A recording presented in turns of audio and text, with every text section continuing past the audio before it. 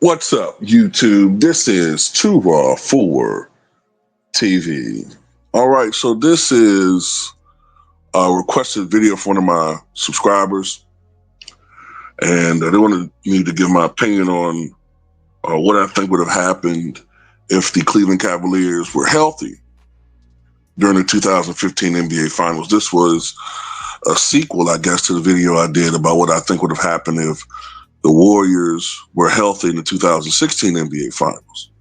As we all know in real life, Kevin Love missed the 2015 NBA Finals due to injury, and Kyrie Irving missed, I believe, most of the finals. I think he played in Game 1 and then missed Games 2 through 6. In real life, LeBron James statistically had a phenomenal NBA Finals in which he averaged, as far as his numbers are concerned, averaging over 38 points a game. But he did only shoot, 37 points a game? 37 to 38 points a game. But he did only shoot 38% from the floor. And as the series progressed, despite the fact that I think at one point the Cavs had they had a 2-1 lead. Ultimately, fatigue played a role, and the Cavs lost 4-2, and the Warriors won their first championship. And I think at the time was 40 years. Steph Curry was the regular season MVP. Andre Iguodala was Finals MVP. Now, I think if Kyrie Irving was healthy, that obviously improves the Cavaliers' offense. So their offensive flow been better. So LeBron's numbers would have been lower. He probably would have only averaged maybe 27 or 28 as opposed to 37 and 38. But his efficiency would have went way up. He probably would have shot more around. I mean, I can make an argument that with Kyrie playing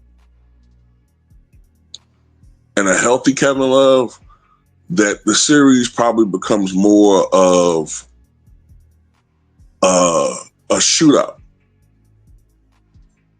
more of a high flowing, up and down type of flow to it, which I think you can make an argument helps the Warriors a little bit more. But I think with Kyrie Irving out there and Kevin Love contributing, and with this Warriors team being good but not quite as great as they were the next year, because remember, it was expected in 2015 that the Spurs were going to go to the NBA Finals. The Spurs were going to be some mini dynasty, but then the Warriors kind of came out of nowhere and just took over the Western Conference. It took over the NBA. Because, without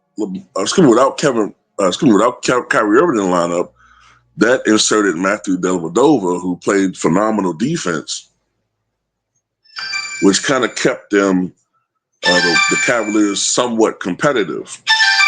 I ignored his phone for a while, which kept them kind of competitive. But I think ultimately, with Kyrie Irving and Kevin Love healthy, I think the Cavaliers win the series.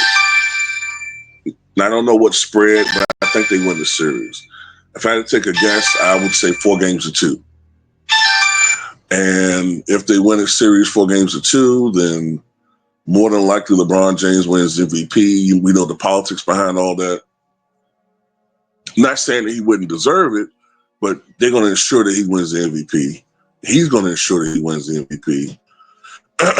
And I guess, look, if everything else goes the same way, that would improve LeBron James's record in the finals to 5-5. If everything goes the same way the rest of his career. If that's the case, I still don't think that makes him the GOAT, because, okay, you can argue he ties Kobe, but it's still a 500 finals record. That's still, when you include games played, a sub 500 finals record. So, yeah, it inches him a little bit higher.